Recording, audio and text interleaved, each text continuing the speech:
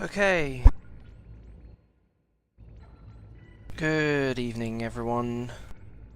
People who've joined me on the stream, on TeamSpeak, in game, or those who are just watching the video replay.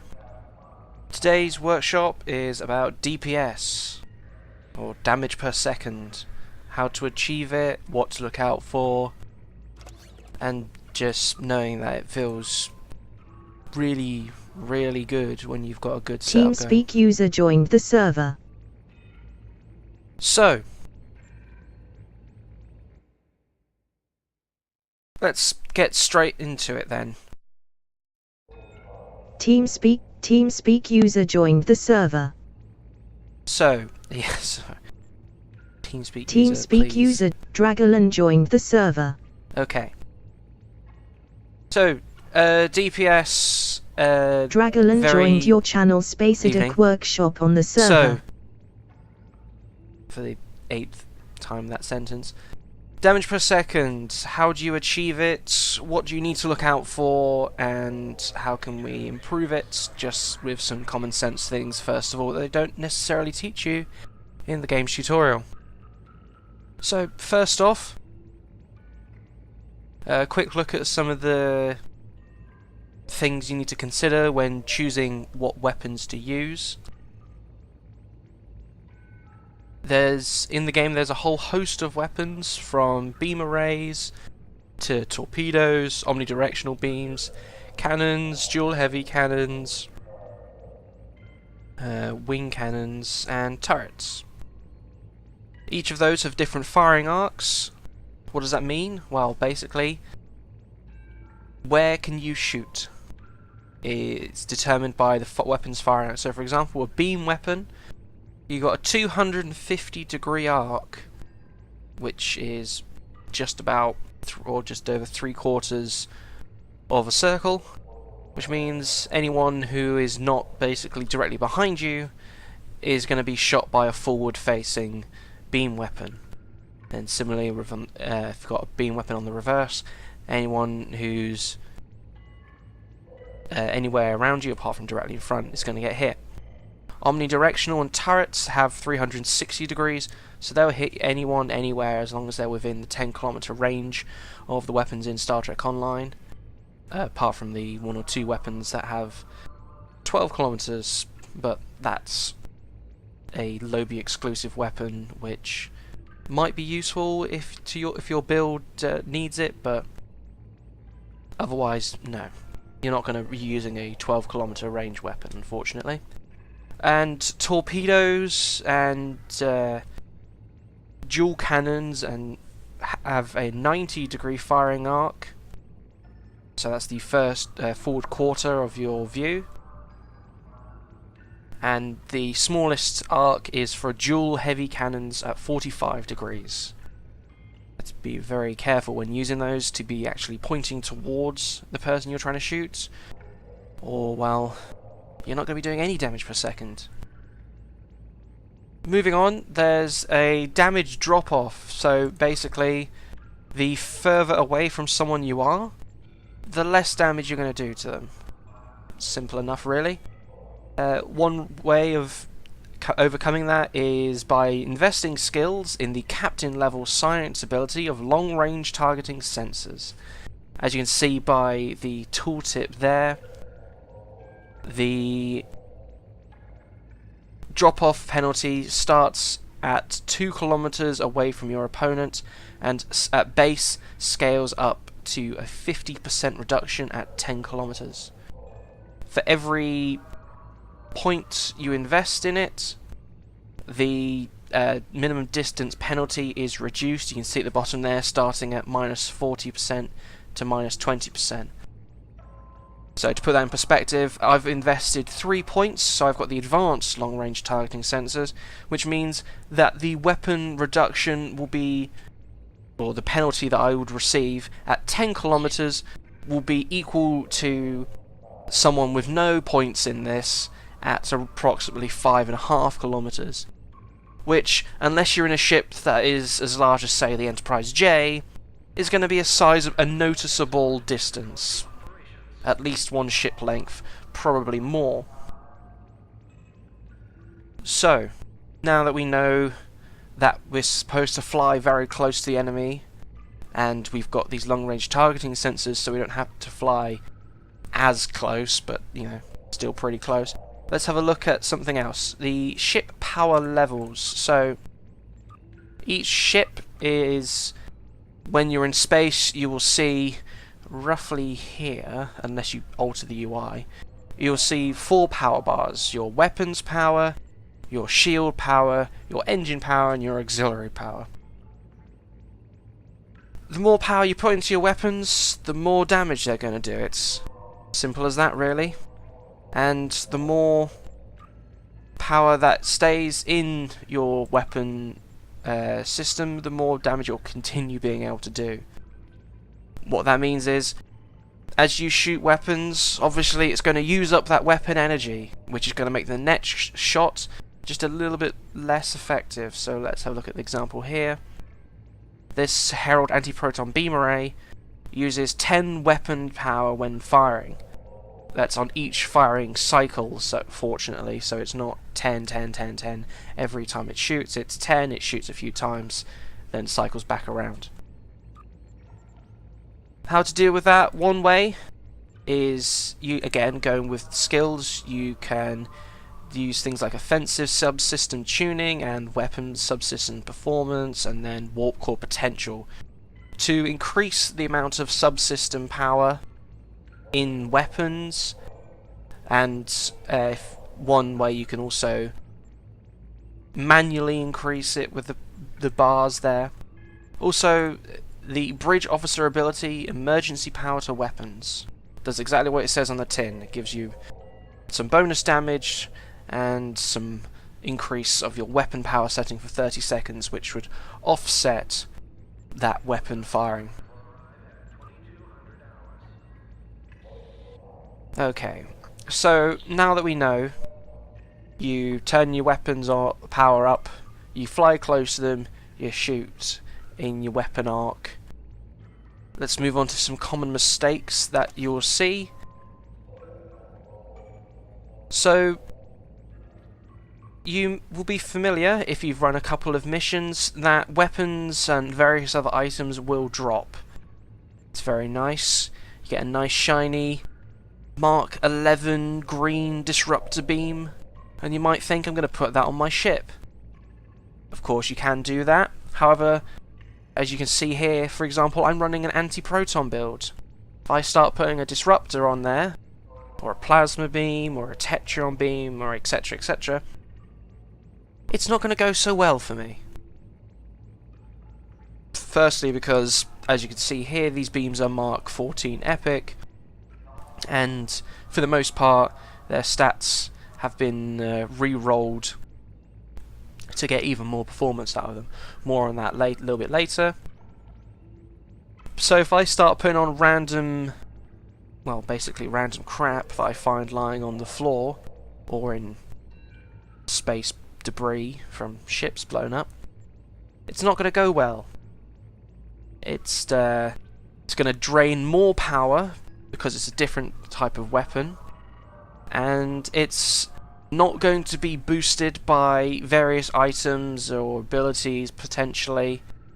And especially if I, say, had one of these dual heavy cannons drop, or a turret, and swapped that out, that would then not be affected by some of my bridge officer abilities. So for example, beam overload has no effect on cannons or turrets, much as torpedo high yield has no effect on the various beam arrays. And some special weapons such as the kinetic cutting beam, they're just not affected by beams or torpedo skills at all. But it's fine because they're still pretty powerful, still very useful, and I would still recommend them. So, if you find a nice torpedo launcher out and about, you find a nice beam array, just have a look to make sure you're not mixing and matching things that might not necessarily go together. Of course, as you can see here, I've got 4 different types of anti-proton beam array. That's perfectly acceptable because they're all anti-proton, anti-proton, anti-proton, with the only exception being the cutting beam. But like I said, the kinetic cutting beam is a very useful tool for doing damage in its own right, regardless of the weapon systems that you're using. And if you're using a beam build, I would highly recommend them.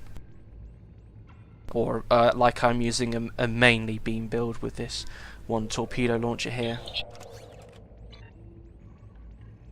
So, moving on from the common mistakes, let's have a look at how we can improve our builds.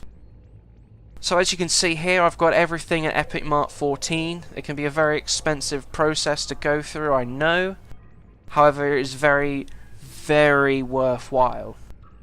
Other than obviously, as it goes up in rarity, it gets more modifiers which can passively boost the damage. There is also an inbuilt increase in the damage that these weapons will do as they go from Mark 0 to Mark 14. So you will see that a Mark 14 weapon, compared to itself at Mark 0, its base damage is 280% higher. That's crazy. Nearly 3 times the damage just from getting it to Mark 14. And then obviously each level of rarity, the modifiers will in varying amounts increase the damage even further. So yes, if you've got some upgrade tokens, or you manage to get yourself some Omega particles during the recent event and upcoming ones, they're very useful too.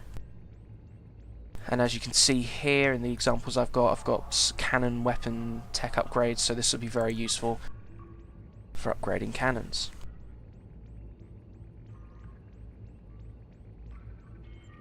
So, like I mentioned, weapon mods. Let's have a look at some of these ones. So, accuracy damage, crit D, damage times 3. Very useful. I mean, if I was being very, very picky, which, let's be honest, if we're going for DPS, and if you're as try-hard as I am, you might as well be a bit picky. So, the re-engineering system has really been useful.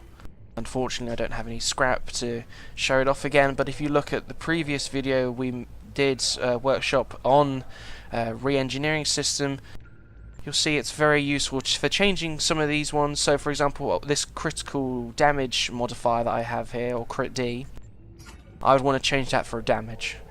So obviously I'm going to need to, obviously I'll do this off camera, I'll get some more salvage, I'll re-roll this to be damage, and additionally I would re-roll this accuracy damage here and go for crit D damage, but that's just me being a bit, as like I said, being a bit try-hard.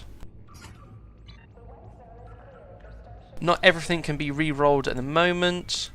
So, for example, these reputation beams, I mean, that's not necessarily the best example. It's accuracy damage and then damage times 4 on this temporal beam array, but like, I don't know, if I wanted to re-roll that epic modifier right now, I can't do it. So, it's not just the weapons that are going to be, and their mods that are going to be doing helping you deal more damage. You've also got to look at your various engineering, science, tactical consoles, and the devices, and your space set. There's a lot to this. I'm going to try going through it quickly, and obviously if they've got questions, then tell it to me during the stream, say it after in the chat, or post in the Trackyards Facebook group, and I'll be able to go into a bit more detail and answer some more personalised feedback there as well. So, easiest one to look at now is the tactical. I went to the starbase, like the one you see here. It looks nice and pretty, and partway through upgrading as well. So I got these vulnerability locators. Actually, sorry, I got them from the Fleet Spire. Great advice, just to wrong location. But yeah, no, go to the Fleet Spire, you get these vulnerability locators. You can find them in all sorts of varieties. Anti-proton, phaser, tetrion, disruptor, and of course your generic torpedo beam cannon variety. Although unless you're running some sort of crazy mishmash of beams, I would stick to just, and obviously if you're building for DPS, I would stick to just purchasing the damage specific consoles.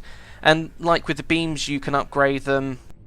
They don't have any modifiers, like I can't re-roll this to be Tetrion or something, for example, but that's fine. So yeah, I've got several vulnerability locators. This is increasing the base damage, as you can see there, 37.5 anti-proton damage. It's a very nice boost. I've got 4 of them. Unfortunately, that doesn't mean I've got nearly 160% boost. It's a diminishing return. It's maybe about, I want to say 75, 80, probably a bit more, but I don't have a calculator in front of me to find that out for you. Apologies. But as you can see, it also gives a nice critical chance. There is another version of these tactical consoles, the Vulnerability Exploiter, which will boost the critical severity as its second stat. If you're a tactical captain, I would suggest these vulnerability locators, because you're going to be having several abilities that will just boost damage by itself and have a impact as well on critical severity.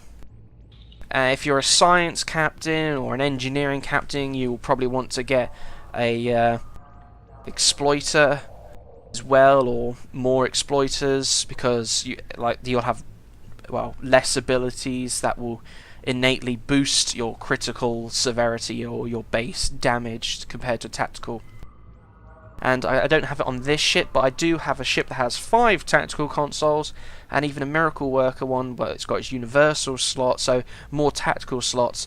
If you had more than 4 tactical slots on a tactical captain, I would suggest that 5th slot being a exploiter, partly due to diminishing returns and partly because, well, you're going pretty crazy if you're on a ship like that. You're probably in a raider or some other very, as the meta would describe it, a glass cannon type build, so you're going to want to be doing a lot of damage and having a lot of severity and critical chance. Dario Sisman joined the server. So, and we can see here I've got some various other consoles. So these 2 examples here, the tachyokinetic converter and the bineuron fusion circuits, they're both Lobby consoles. So if you're just doing the... Dario Sisman joined your channel SPACEDOCK workshop on the server. If you're just doing the a free-to-play build, or you're just using reputation consoles, then obviously this is going to be out of your buying range. This is not going to be available to you. But these also give very good stats, so if you did come into Lobby Crystals, I would highly recommend them.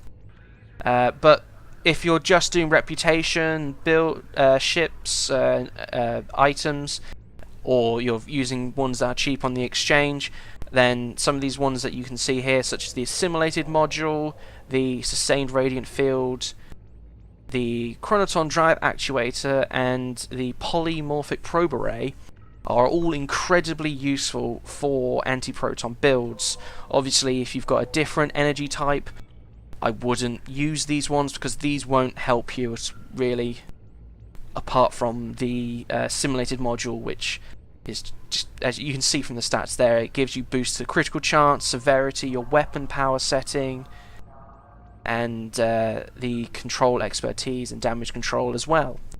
Very useful in its own right. Oh, the sustained radiant field, it does give some bonuses to all damage, but I would not recommend using it if you don't have an anti-proton build, because you're not going to be benefiting from some of these additional bonuses that you can see here. So, for example, the 3-piece set and the 2-piece set will give additional bonuses to your anti-proton weapons that are part of the advanced radiant set. So, moving on. You see there we've got consoles that will give various boosts to your stats, such as the damage type you're doing, the critical chance, critical severity, and weapons power. For DPS, all those stats are very useful, so the more you can get, the merrier. But one thing I would say is, with abilities like the Polymorphic Probe Array, you can see the top it gives you passive bonuses and then a load of bonuses underneath the blue text where it says Polymorphic Probe Array. Do not rely on too many of the abilities that you see here on the below the blue text. These only last whilst you've clicked a button, and it's often for, as you can see there, 30 seconds, and you have a 2-minute recharge. So you've got 30 seconds where you can do all this damage, you can do all this extra abilities, but then for the next 2 minutes you're more or less a sitting duck. So look for consoles, look for abilities that are towards the top of the screen there, because those are the ones that you will have all the time, and those are the ones that you want to have, the ones that you don't have to click a button and then wait for minutes before you can use it again. So let's have a look at some of these devices that I've got here. The Temporal Negotiator, I got that from the Temporal Captain. That was a promotion that was done a while ago now, actually. Unless I believe it's in the Phoenix box, or if it's not, it's going to be updated soon. TM, hopefully, with it in. Very good for reducing, you can see, bridge officers. So we looked earlier at bridge officers, like the emergency power to weapons to restore your weapons power, your beam overloads, and your torpedo high yield to do more damage. To imply a bonus to the damage dealt by your beams and torpedoes respectively. Again, another one, this is in the Phoenix box. I would recommend when the Phoenix event comes around again, they give out free tokens. This is in one of the lower tiers, so if you do not have it, I would definitely recommend it. But as you can see there, bound to character, so if you're trying to do damage on multiple characters, be aware you will not be able to transfer this between characters. Subspace Field Modulator. Why do I have this on a DPS build? Well, DPS is all well and good, but it's no use if you're exploding. So if you can survive for a little bit longer, it's going to be very useful. And there you can see there the battery energy amplifier. You can craft this in your R&D beams. There we go. So once you've got your beam school to level 10, or if you want to spend EC on the market, you can craft sets of 5, or with critical success 10 of these, and it boosts your energy weapon damage. What is energy damage? Well, basically anything that isn't kinetic, or your standard torpedoes. This is an energy torpedo, so not the best example of a kinetic. There we go. The Omega Plasma Torpedo Launcher, that would not be the kinetic damage on that torpedo would not be boosted by that item. The plasma damage, however, would get a slight boost if it wasn't done by a torpedo, unfortunately. So if I use that, this anti-proton beam will get more powerful, and the torpedo will get more powerful, and so on and so on. Very useful. Easy to get, highly recommend it. So, the last few things, you can see here I've got a deflector, an impulse, a warp drive, and a shield array. Easiest one to get from these is going to be the ship sets that you can get from various missions, or with the various events such as the winter event. You can get warp drives and deflectors and so on from those. If you want to get a high DPS version, you are going to have to go for the reputation items. So as the examples that I've got there, the competitive war games and the Iconian Resistance for the deflector and impulse, and the warp and shields respectively. The top two being from the competitive, the bottom two being from the Iconian. This currently in the meta is one of the more powerful mixes. The Iconian Warp Drive and Shields. You can see there the Iconian Shields is just very powerful, and it, as you can see there, one of its benefits there, it reduces all energy damage to shields by 15%. It can hot reset, remove a debuff every 10 seconds. Very nice. It's got a very good capacity. The Warp Core, it comes with the Amp modifier, which adds additional damage, so 3.3% all damage per subsystem with 75% or more power. So if I was in space, you'd see that I have at the very least a 3.3% boost when my weapon's power would be at 100. And in combat, you can get do various things, like for example I mentioned the emergency power to subsystems, so you can get one for shields, you can get it for the auxiliary and the engines, and that will also boost the damage in combination with the warp drive. The impulse and deflector, I chose those because these are the prevailing inverted deflector and impulse engines. They give various bonuses to my tactical abilities. So for example, you can see there my flight speed is increased. Very important in a battle, basically being able to fly over to the nearest enemy, do it very quickly, fly away very quickly, not be hit, but be able to hit a lot as well. And this one here, you can see the deflector is boosting my weapon specialization and the starship perception a little bit. So that boosts the critical hit chance and the detection of cloaked ships. So I've talked a little bit about about some of these stats, like critical chance, critical severity, accuracy. Each of those is going to be out of 100%. So, for example, if you've got more than 100% accuracy, that's something that's going to roll over and boost your critical chance, or some of your critical severity. It will roll over, it will boost it'll give you more damage that way. So you definitely want to be making sure that obviously I'm on ground, so you're not seeing some very accurate space combat readings. But when in battle, you know, obviously the higher the accuracy, the higher your critical chance, the higher your critical severity, it's going to boost your damage. Right, so let's have a look at some of the non-weapon, non-console, and non-starship boosts. You can look at some of the personal space traits and space reputations. So, I'm using a beam build, so I would want beam training.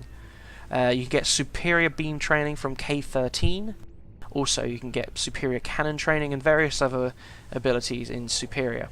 And I would most definitely recommend, if you could only pick one to be superior, and you were using a beam boat, for example, i.e. a ship that has multiple beam arrays, superior beam training, just for that nice 7.5% bonus damage to all of your beam arrays. You're going to have up to 8 beam arrays firing off at once, so if you can boost them all, it's going to be very nice. Some abilities, some beam arrays such as point blank shots and self-modulating fire, those you're going to have to spend a little bit of EC. Well, I say a little, it's going to be a few million EC, but then when you see ships being put up for 1 billion, that's probably why I said a small amount anyway, sorry. So yeah, point blank shot is the one example I was using there. It is a up to 10% boost, again, for all your bonus energy weapon damage, if you're really close, as the name suggests, which you're going to want to be flying very close anyway, so even more damage for being even closer. It's a very nice very nice trade-off for them being able to do more damage to you. Speaking of damage, I've got most of my passive healing from these personal space traits. So for example, repair crew, the longer I'm in combat, like I mentioned earlier, when my clicky abilities run out, and if I haven't blown them up, I'm going to need to basically still be alive for the next time my abilities are able to fire. So abilities such as Repair Cruise and Fluidic Cocoon are going to be very, very, very useful, just to give you that little bit of an edge when it comes to surviving. I'm going to skip over Starship traits briefly, and go to Space Reputation, because Space Reputation everyone can do, regardless of if you're putting money into the game or not. Because the Space Reputation, you get these from doing the Reputation missions. Reputation, leveling up your reputations. So, like you can see here, I've got all my reputations at level 5. This means I'm able to get all of the nice bonuses from those, and as you can see here, I've got all these various skills, space and ground, and the ultimate abilities you get when they get to level 5. So for DPS, this just looking more at the player versus environment, or PvE settings.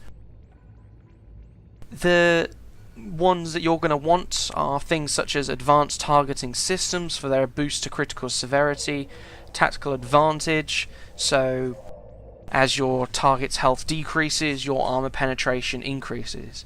Armor, as mentioned in a previous build workshop on survivability, is something that's going to reduce the damage that you're doing.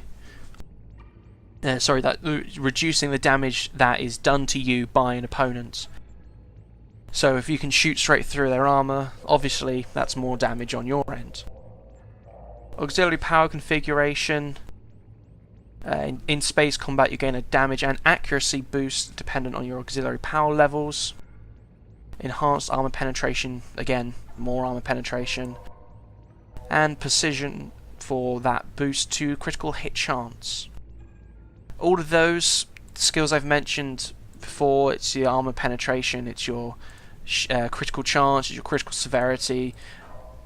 Those are very, very just brilliant abilities for continually boosting your damage. So you can see some example here. If you're a science, you've got the particle generate amplifier for your exotic damage. Some other ones that might look pretty good, but aren't necessarily brilliant. So you've got, for example here, advanced rending shot, which will boost your critical hit chance, but you can see here it goes up by 1.5% each stack, up to a maximum of 15%, and then it goes away after you get a critical. So if you're getting a lot of criticals, you're not benefiting from this, and it's only giving you a passive bonus if you don't get a critical hit, which is not brilliant, let's say. It's a nice idea, but it won't necessarily help in the long run.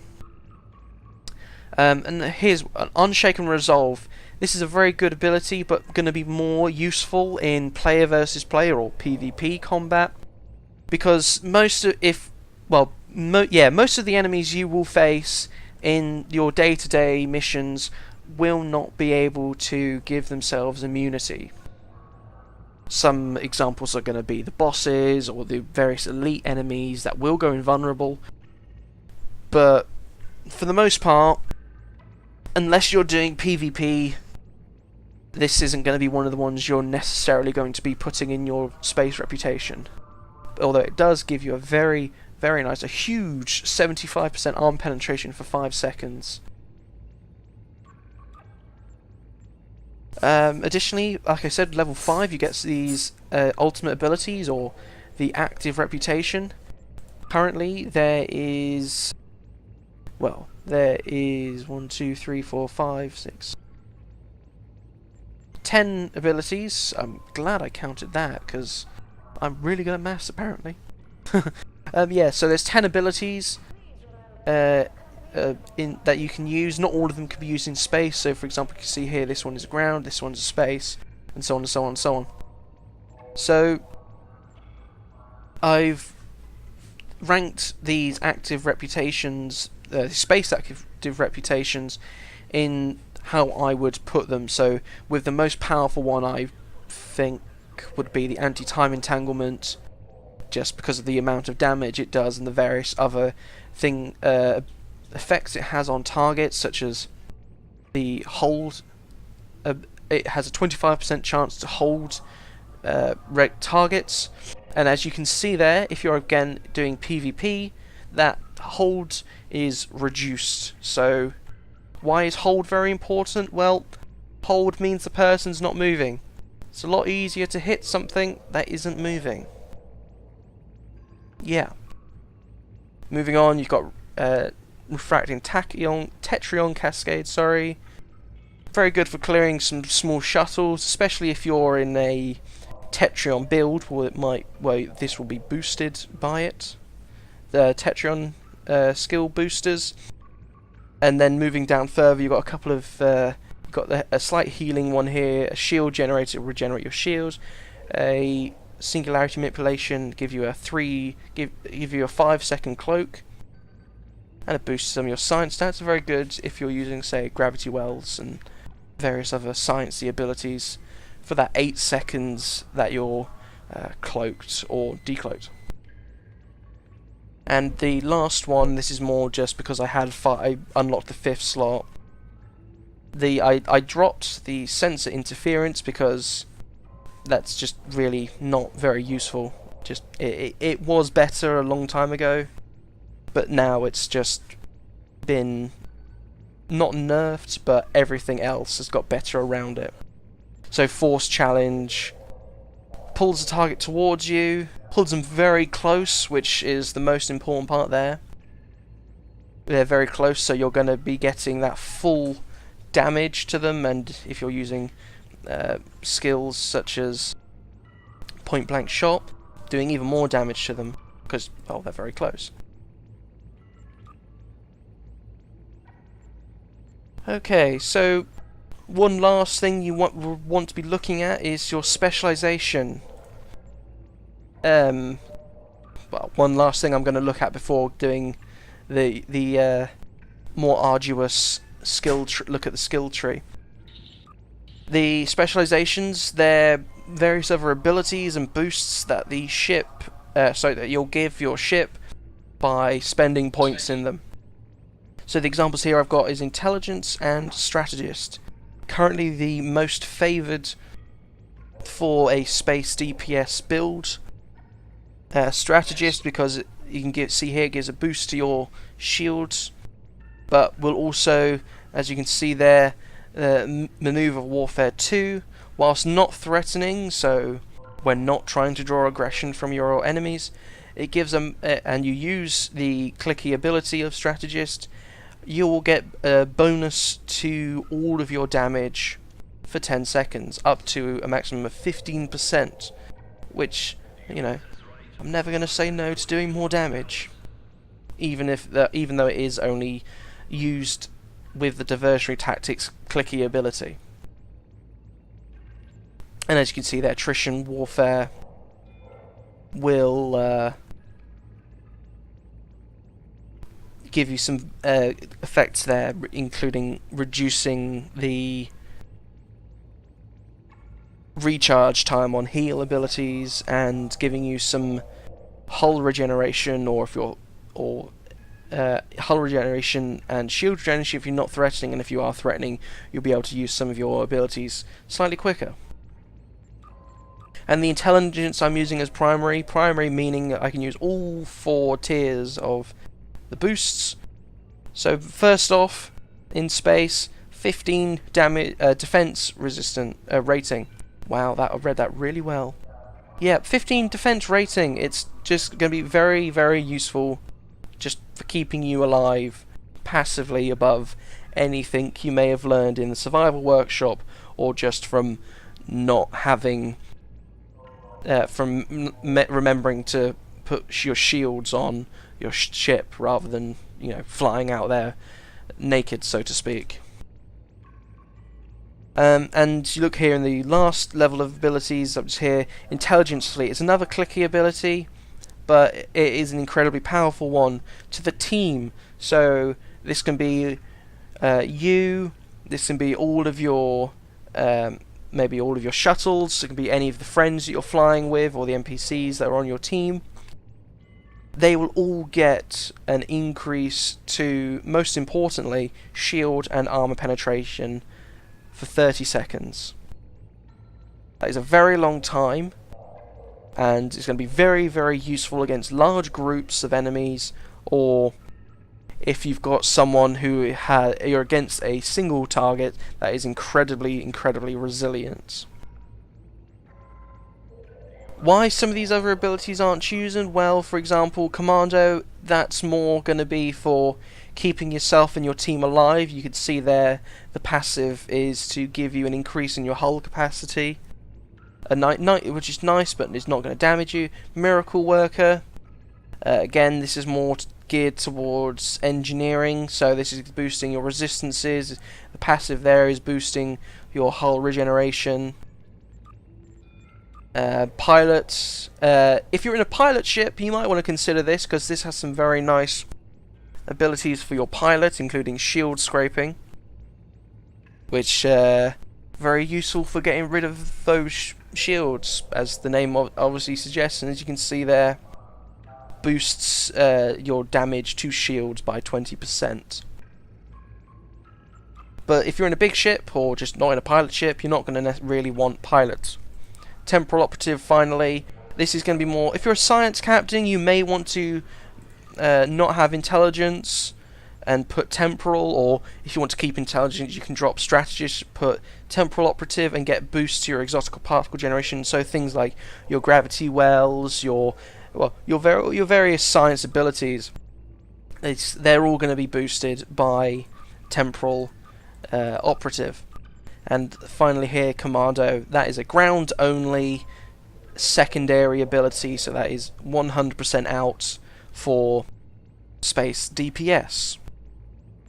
Okay, so I saved the most interesting, I say most interesting, I mean that sarcastically, most interesting part for last.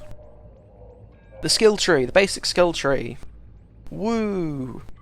So, as you can see here, I'm in a cruiser. It doesn't have any hangar bays, it doesn't have massive amounts of hull, it's not a pilot ship, so it can't turn on a water particle, but it's generally very good all round. You can you can look up its base stats and you'll be able to see it's incredibly good. So building a cruiser for damage, I'm not going to be looking at things like coordination protocols, which is going to be for my hangar pets. I'm not going to be looking at things like my drain abilities, my control abilities. I'm not necessarily going to be looking for hull capacity or speed bonuses or reduction in my abilities for reduction in the cooldown, for the bridge officers of engineering or science. Obviously, as you can see here, I have put some points in here in these.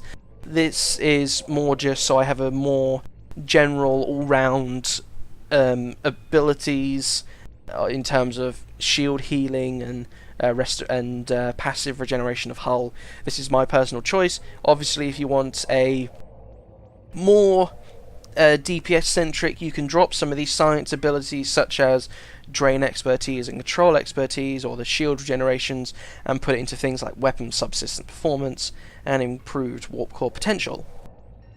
So, but what have I put abilities in? Well, as you can see from my scrolling up and down, I have basically filled out every single tactical ability. Every single one, bar those three I said earlier about the hangar pets. So, what do I have? Well, it's a flat boost to my energy weapons, flat boosts to my projectile weapons, increased accuracy, increased defense skill, increased critical severity, critical chance, armor penetration, shield penetration, and a reduction of the recharge of my tactical officers. You're really going to want this. DPS, obviously, tactical is king. for damage, because that's their entire job. And as you put more points into all of the tactical abilities, you can see these bars at the bottom of the screen here. These are the various amounts of points that I've spent in the varying skills. Like I said earlier, you can see I've spent 10 points in science. You might want to drop a few and put them in some of the engineering, which will unlock some of these skills for engineering, and obviously you will lose the science ones. But this isn't the top 1% to build, unfortunately, as much as I try hard to do. But I have still got some varying skills that are very useful. So for example, threat control, that additional reduction in threat generation when I'm not threatening is incredibly useful. You know, being in a ship that, as I said, has not been built for extensive amounts of regeneration and hull capacity and so on and so forth, not being shot is very useful. And as you can see here, what I've chosen, more critical chance. You can never have too much critical chance. Even if it starts rolling over and boosting other stats, critical, you're going to want critical chance on a tactical character. And as I mentioned earlier, you might want to boost your severity on, say, tactical and engineering officers, which won't have the abilities to boost damage, but may come with abilities or be able to slot abilities that boost your critical chance instead. And the same again with the energy weapons. More accuracy. I've gone with here because, like, as much as not being hit is very important, being able to hit everything is very important. And then the tactical ultimate ability. I've got because I've put 27 points in tactical, it enables me to use all 3 enhancers. So as you can see there, it will reduce my bridge officer cooldowns, it'll give me stacking bonuses to my weapon damage, and will also boost the team that is firing on a target. So there is a one target ability, it clicks, it basically marks them, and you're able to do extra damage to them, and it will increasingly increase your firing cycles, which is always very nice, but again, be careful not to run out of energy power. If you do want to retrain abilities, I'm not going to do it now, but you can retrain skills. Every so often, like when they do skill revamps, you get free retrains, you can get tokens if you're a lifetime member by leveling up, and you can spend Zen to buy retrain tokens. So be careful when putting your abilities in if you're trying to build for damage, because if you get it wrong, or if you change your mind later, it can be potentially, as you saw there, 300 Zen to change what you've put in. One final thing, or couple of things I will mention is some of your bridge officer abilities. So you're going to want to be extra mindful of the abilities you use. So like I mentioned earlier, I'm not going to want to put bridge officer abilities on my ship that uses beams. I'm not going to want to have ones that boost cannon abilities, for example, because that's not going to help me at all. It just won't. Also, one thing I would recommend, some builds do have this, but one thing I would personally recommend against, I would not have multiples of the same ability. It's just personal choice, but if you do have multiples of the same ability, they will use each other's cooldown. So for example, like I had there, attack pattern beta 1 and attack pattern beta 2.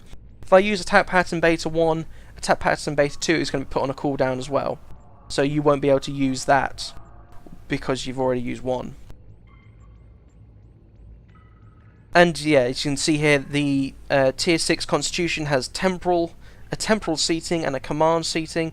So be mindful, these will give you access to more abilities that can do more damage. So for example there, concentrate firepower 3 will increase a marked foe to increase the torpedo damage, against a marked foe, and that applies to all of your team that is hitting that target.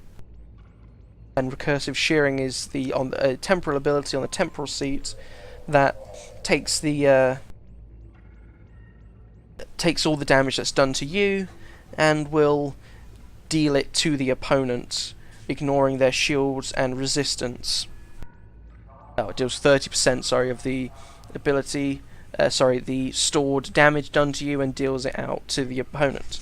Very useful if you're just wanting that extra little boost of damage every so often. Very useful in my opinion. And got a little bit of healing here, so hazard emitters, engineering team, because as I mentioned earlier, you can't really do much damage if you're busy exploding. And yeah, do have a look around if you get a ship. So when you get a ship, what other people have done with it if you're trying to build for damage. They will give you some ideas. So for example, it might suggest use beam firing at will, or torpedo spread, and if that suits your playstyle, you can incorporate it into your build, and it'll be very useful for you. This set of abilities that I've got here is very useful for me. So for example, I've got attack pattern beta 2 here, because other than being a very useful ability in of itself, reducing the damage resistance to my opponent, meaning I do more damage to them every time I hit them. I also have a duty officer that where's he gone?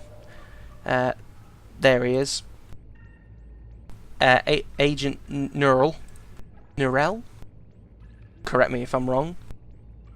You get this from the intelligence officer pack, so a very expensive one, and you won't be able to get it if you're not willing to put money in. It gives a slight, whilst under the effects of attack pattern beta, each weapon fired restores 0.2 of your max hull, and if you're firing a lot of weapons, that's going to do a lot of healing. Just going to collect these. Sorry, the flashing was a little bit distracting. Yeah, so I've basically gone through everything that I can think of right now for DPS. Make sure you're not putting random weapons you pick up off the corner of the street onto your ship. Have a look at the bonuses you get from the things you've got equipped, so your deflectors, shield and so on. See if that helps. Similarly with consoles, make sure they're helping your ship. Have a look at the reputation and the fleet holdings for various consoles. That will be very helpful, boost your skills, and have a look to make sure they go with your playstyle. So like for example, don't get Tetri on consoles if you're using phasers, for example, and so on and so forth. And have a look at some of the devices, because they can be some very nice boosts that don't take up extra seats. There are some even more try-hardy things, like the skills and the abilities or the personal traits of your bridge officers. Like you see there's various different ones. They all give varying different things. And so if you're going for a really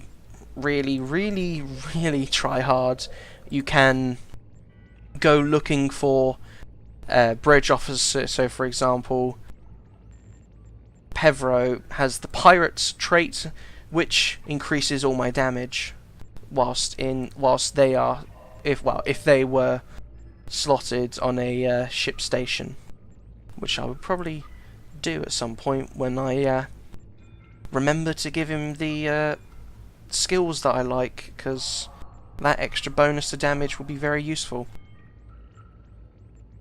But there we go, that about wraps it all up. This is where I'm going to open it up to everyone if they have any questions, comments, or just fancy a chat, I'll leave the stream going for just a short while. But for those of you who've joined me, for those of you who are watching, and for those who are downloading or otherwise viewing a replay of this, thank you all for being here. And yeah, any questions, be sure to let me know, either in game at SamKosh, on the Trekyards forum, or on the Trekyards Facebook page. See you again next time, and be sure to follow the channel so you can see the next stream when it goes live if you're available, and be sure to look on the Team Trekyards STO website and Facebook page so you can see just what topic we'll be covering next time. Bye bye.